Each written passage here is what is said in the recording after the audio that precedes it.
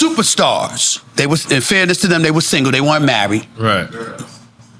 They would literally go after your girl just to mess with you before they played you, and then step out on the court and bust your living ass. And then say, just to demoralize you and let you know war shit. You can't mess with me. And literally when they're doing that, you might go home thinking you ain't the man he is in other departments after they get through with you. Like, I watched Gilbert Arenas say that he thinks the NBA got soft because of Europeans, right? Okay. I thought that was an interesting take. Gilbert knows basketball, and I respect the hell out of Gilbert Arenas. And I never looked at it like that until he said it. He said they don't play defense. Right. They just want to shoot jump shots. Right. So that's what made it soft. Well, I won't say that because Manu Ginobili played defense. Yes. Manu Ginobili, Rudy Gobert is a 3-time defensive player of the year. That brother ain't from the States. I mean, you got European players that play defense. Not all of them. Not all of them. But he's right for the most part in terms of how they changed the complexion of the game. But understand why they changed the complexion of the game. If we gonna be, listen, man, we out here on Drink Champ. We gonna drink champ. Let's go. Let's call it what it is. It's the brother's fault. It's the brother's fault. Let me tell you how. The NBA is a business. They about making money. You make money in sports when you make your product attractive to the masses. So you got the Bad Boy Pistons, right? Very physical game. NBA wanted to take that out. They thought they were successful. Then Raleigh went out and had Oakley, Ewing, Mason. You see what I'm saying? Yes. And even at the guard spot, don't say no damn Charles Smith. Don't get me started with his 5-miss layups. I don't want to hear that. We ain't going that route. But what I'm saying is that when you have that, right? So you got these Rough Riders. Right. Okay? And if you remember this, you'll appreciate, you're going to give me a high five on this one. Before Mace, before Oakley, Ken Bannister. Yes. Remember that brother? We talking about tough got shit. That brother out the suit. He got that brother straight off the streets. Straight off the streets. You understand? I mean, he was like, remember when Cedric Entertainer was doing Kings of Comedy and he was joking around and was like, you can't have a black person in hockey. They'll just be you're just skating around, looking for who to hurt, waiting around. That was Bannister. Wow. He was that kind of dude, right? Wow. So Riles was like, Anthony Mason was like that too to me. Yeah, but I'm saying Bannister preceded him is my point. Okay. And then don't forget Xavier McDaniel. Okay. Don't forget him. Okay. Right? One scared nobody. Rough Riders, right? So what did Riley do? Riley said, we ain't got the talent to beat Chicago. But if we get enough dudes that can snatch their heart, we could get them. And obviously you couldn't do that to MJ. But that's the only reason you couldn't do it to them. Because they were giving Scottie Pippen and the rest of those cats nightmares. Right. You see what I'm saying? So my point is, as the game evolved, the NBA, particularly with the Dream Team, the original Dream Team in Barcelona, you're seeing all of this.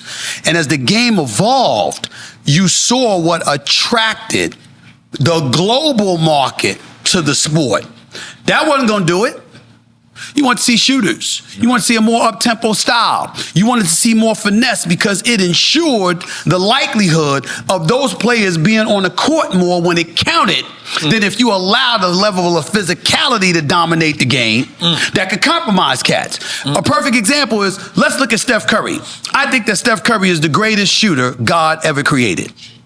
I've had Hall of Famers. More than Ray Allen? Huh? More than Ray Allen? Easy. Okay. As great as Ray Allen was. Continue. Ray Allen, any shooter that tells you that they were a better shooter than Steph Curry, slap him and throw him off the shelf. Just get rid of him. Just get rid of him. Just get rid of them. They're not being honest. There is no shooter in the history of the game better than Steph Curry because you had spot-up shooters, you had catch-in shooters, you had shooters that had their favorite spot, right wing, left wing, top of the key, 21 feet, 23 feet, 25 feet. Steph Curry, there is no spot, nor is there any range that he can't touch. Right. Do you realize with Steph Curry, you literally have to keep your head on the swivel from the moment he steps past half court? Wow. He can pull up from 40. Wow. He's that lethal. There has never been anything like him. But I've had Hall of Famers tell me he wouldn't average 20 a game if he was playing in our era. And I said, what? Magic era? I said, what? Magic Why? Jordan era? But they weren't disrespecting him. What they were saying was the game was so physical, we could get away with hitting his elbow. Yeah. Right. We could get away with tripping him. Yeah. We could get away with when he's running through those picks, giving them some wood. Right. We could do that. You can't do that now. And because you can't do that now, it would have compromised him. What is the one thing that has compromised Steph Curry, particularly earlier in his career? He had those ankle injuries. And those ankle injuries, man, they would have stepped on his foot as he was walking through screens on purpose. Oh, shit. Just stepped on his foot. How you gonna catch if you the referee? It's an accident. You ain't gonna think, whatever. I know what you're talking about. You know what I'm saying? You know, and listen, you had Lawrence Taylor in football. Later on in life admitting, man, he would send prostitutes to the hotel room, to the night before the game for opponents. You understand? Crazy stuff like that. This is in his book. It's in his book. I'm just using that as an example. I'm using that as an example to highlight. Back in the day, the extent they would go to derail an opponent. Right. I know certain superstars. One of the things they love to do. See, these are, and this is when I say when I can't say everything. Right. I know superstars. They was, in fairness to them, they were single. They weren't married. Right. They would literally go after your girl just to mess with you before they played you, and then step out on the court and bust your living ass. And then say, just to demoralize you and let you know war shit. You can't mess with me. And literally when they're doing that, you might go home thinking you ain't the man he is in other departments after they get through with you. And they did it on purpose. I'm just telling you, these are the stories. I'm telling you, they told me. I'm like, I ain't make it up. They're like, yo, this is what happened. No, and I would never tell who, but I'm just saying to you, those kind of things. So when I'm covering the game, I'm bringing all of this up here to the equation. I sit up there and say, stay off the weed, right? I'm not talking about brothers that he ain't costing you money. Hell, I got family members been smoking weed all their life. You understand what I'm saying? Depending on whose relative's house I go to, I might get a contact high. You know what I'm saying? I mean, come on, y'all. I'm like, what? I'm not talking about somebody not smoking weed. I'm talking about when it's compromising your dollars because you're gonna get fined, you're gonna get suspended. Don't let it mess with your money. Right. Back in the day, when I was covering the sport, we sat courtside. We had the scorer's table. So when you're a player and you're checking in, you have to walk right by us. I saw Larry Brown one day, and this was not Iverson. It was not Iverson. I saw Larry Brown one day look at a player. 3 down, 3 down. The player was right in front of me. He went like this. Huh? I threw up my paper and just walked away. I said, motherfucker, hi. He ain't gonna do nothing tonight. You know what I'm saying? I'm like, and I'm sitting there. I'm sitting there, right? Now, ladies and gentlemen, that was when weed wasn't legal in 26, 27, 20, 26, 20. Man, it don't have to be. I don't care. Knock yourself out. You know what I'm saying? But I mean, that was when weed wasn't legal in 26 to 27 states. Right. Without diming anybody. Right. How much weed you think is being smoked before games now? Oh no, I think they go. Oh, I'm talking about in any sport you pick. And by the way, all you gotta do is look at them. So I'm sitting there like you really mad when you see me on First Take and I'm like this. Stay off the weed. No, or I'm like this. I'm like this because I'm not saying stay off the weed to any specific person to dime them out because I wouldn't do that. Right. But I'm sitting there looking at them. Yeah, he had a problem last night. He didn't seem like himself. You know what I'm saying? And you mad. You mad. But your ass walked up to the scorer's table wobbling. Right. You know what I'm saying? I'm like, And that's why when I'm watching cats with their podcasts and all of this other stuff, see, you got people in the media and other places pissed off because you looking at players and you like what they trying to do is they trying to etch out the media. You just rely on us. You ain't got to talk to them. Oh, no. Right. I say, y'all looking at it all wrong. I want all of them to have their podcast, all of them to have their voice, because they gonna talk. And when they're going to talk, I'm going to have news to talk about. Because I'm watching. You can talk all you want to. You still got to play. Right. I'm looking at you. You talk all the stuff you want. I'm looking at you.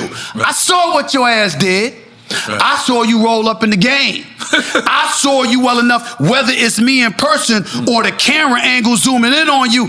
I saw how bloodshot your eyes was. I saw how you looked like you could barely open that.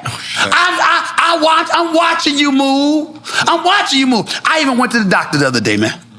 And I asked him, I said, yo, man, because it's this cat that I talk to for like 10X Health, Gary Breck. I got him on my podcast now because I made a tremendous health change because I was really in bad shape a year and a half ago and stuff like that. Really resurrected my health. I'm feeling better than I felt in like 30 years, right? So I go to him, thank you. And I went to him, man. I said, let me ask you a question. Scientifically, could you give the breakdown of weed? Oh, shit. And tell me what kind of effect it has on people and why. Go to the podcast, Stephen A. Smith Show on problem. YouTube, and he'll break it down to you, right? You ain't gonna have no problem. Mm-hmm. You ain't gonna have no problem. None of y'all ain't gonna have no problem. But when he says what he says, you gonna ask yourself, should them brothers be doing that if they got to play? They got to play it? No, right. Probably not. Because you got to remember, it calms your mood, mellows you out, right. Helps you sleep, etc., etc. You know what it doesn't do? It doesn't elevate your level of urgency. So let's say, for example, you going against Kobe, who wasn't doing that. Or you going against Jordan or somebody like that who wasn't doing that, huh? Right? Right. And you mellow, and they killers. Right. What chance do you have? You have no chance because there's a level of urgency that they feel. You get the check, you get in the bag, and on top of it all, you know, everybody know you can ball. Right. So you ain't no scrub. Right. Right. But did you win? Right. See, that's where Stephen A. comes in. Because that's me like, yeah, dog, I know why the hell you lost. I know what you didn't do. You see what I'm saying? And I might be talking about them, but I'm not talking to them. Right. I'm talking about that audience out there to say, let them talk that shit they want to. I'm telling you, you got to hold them more accountable than that. You can't always win. But you got to be able to look at any professional and go like this. Did you do all it took to win? Yep. Because as a Knicks fan, if a Knick walked in here and looked you in your face, yeah, man, you know, shit. Yeah, you know, he tried to win, you know, but shit happened. Oh, no, ain't no big deal. You gonna be like this. No, edit. Get out of it. I don't like. You gonna be like this. I don't like his ass. You're not a rapper. I'm the rapper. Let me be the rapper. You gonna be like, I don't like his ass. You understand? I don't like him because you like. Wait a minute. It ain't nonchalant. Right. It ain't blasé. What you mean? Right. That's how you gonna feel. That's me.